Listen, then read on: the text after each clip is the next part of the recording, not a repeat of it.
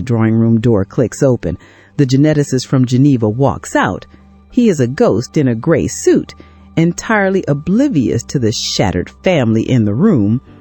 He holds a single printed document. The paper is crisp, white, irreproachable. Chief Eze doesn't move. He is still slumped against the teak wall. His traditional Igbo wrapper is slightly askew. The lion of Lekki looks like a man who has seen a ghost. Amara walks forward. Her legs are no longer shaking.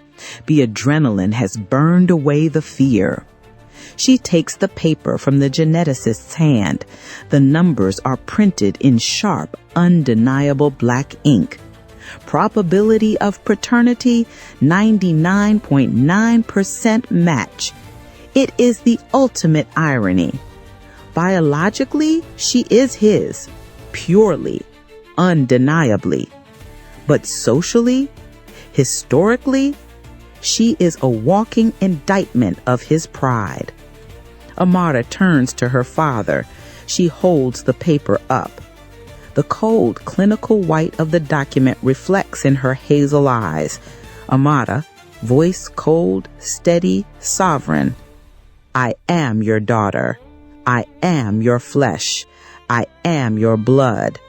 But I am also his. She points to the silver locket on the table. The British colonial officer with the wavy hair and the golden flecked eyes. Chief Eze falls into his heavy mahogany chair. He covers his face with his massive gold-ringed hands. A billionaire reduced to rubble. His empire was built on the foundation of purity. Now he knows his foundation is made of sand. Nneka is still crying on the rug. She is surrounded by the rotting velvet and the mud-stained mahogany. Amara doesn't comfort them. She doesn't scream anymore. She takes out her phone. She opens TikTok. She pulls up the viral video Zena posted, the one with 112,000 views, calling her mother a whore. The video Amara is about to post isn't just a response. It's a declaration of war. But Zena isn't just a bully. She is a member of the fire lineage, the families who have hunted the keepers for a century. Amara, whispering into the camera lens, voice vibrating with authority. They wanted a scandal. They wanted to ruin a billionaire's wife. But they didn't know they were pulling a thread that would unravel the entire history of Lekki high society.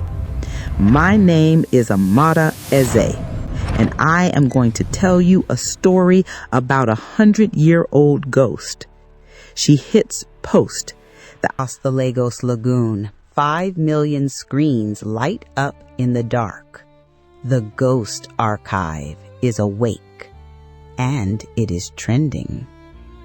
Zena's smirk vanishes in her luxury bedroom. The lie she spun has become the noose around her own neck. Back in the Eze dining room, the phone begins to ring. Chief Eze's gold-cased smartphone vibrates on the mahogany. The caller ID flashes brightly. Minister of Petroleum. He doesn't answer it. He can't. The kingmaker has been dethroned by his own daughter. Nneka, rising from the rug, her voice raw but clear. You were ready to throw us out, Eze.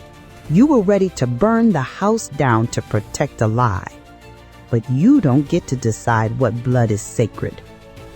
Amara walks to her mother. She kneels. She places the silver locket into Nneka's mud-stained palm. You didn't bury me, Mom. You buried the truth. Now tell me about the keepers. Nneka leads Amara back into the garden. The rain has stopped. Dawn breaks over the Lekki Peninsula in shades of bruised purple and gold. They walk toward the old stone well hidden behind the ancient baobab tree, the one Nneka forbade her to approach since she was a child. The iron grate isn't locked. It slides open with a dry metallic groan. Beneath it, There is no water, just a hollow, stone-lined cavity. Inside is a brass cylinder, sealed with red wax, etched on its side in bold industrial serif, Project Kalu.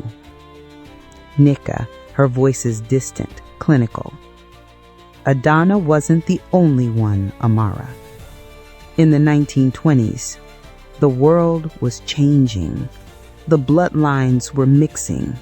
The elite families wanted to erase the children, but the mothers formed a pact.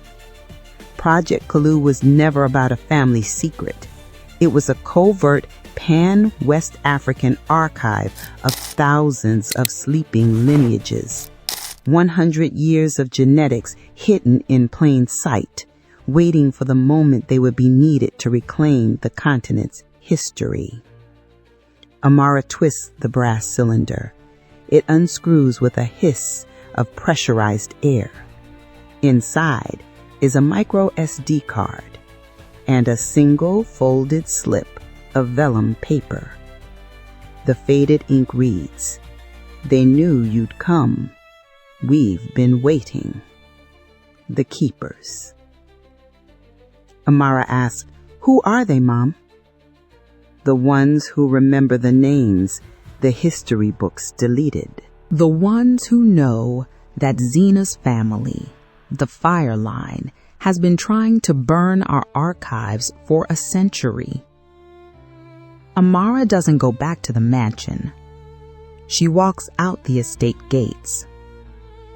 She heads to Victoria Island, to the Bite Hive, a 24-hour cyber cafe hidden behind a faded calabash mural. The entrance is a rusted iron hatch etched with the Gianne symbol, the symbol for supremacy. She types her name into the keypad. The hatch hisses open.